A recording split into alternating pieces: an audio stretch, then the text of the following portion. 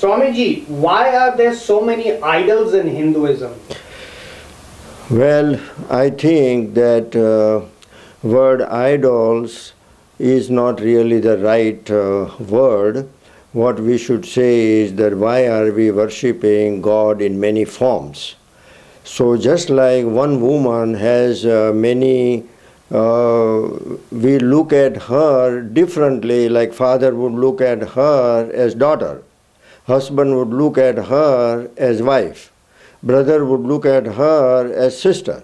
So the same person, same woman has been looked upon differently.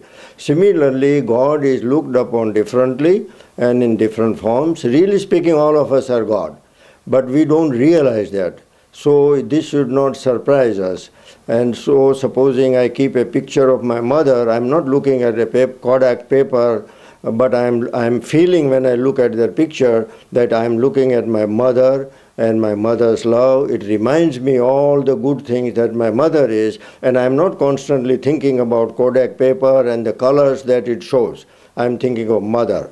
So similarly, if any symbol that reminds us of God, love, then I would say it is very important, it is helpful, we are very forgetful, we need some symbols to remind us. Whether it is a book, whether it is a statue, or whether it is some other symbol does not matter.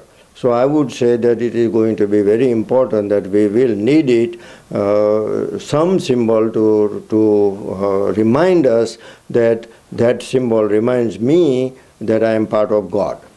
And so we should not criticize somebody who is keeping these kind of symbols because they are very helpful. Even a scripture is a symbol. Even a scripture can be considered an idol because it reminds us this thing. So I think we should be very careful, particularly not to criticize somebody who is worshipping, whether he is worshipping a tree, whether he is worshipping a monkey, or whether he is worshipping something else, as long as it reminds him that we are all manifestation of one God. And that is important aspect of it. Okay.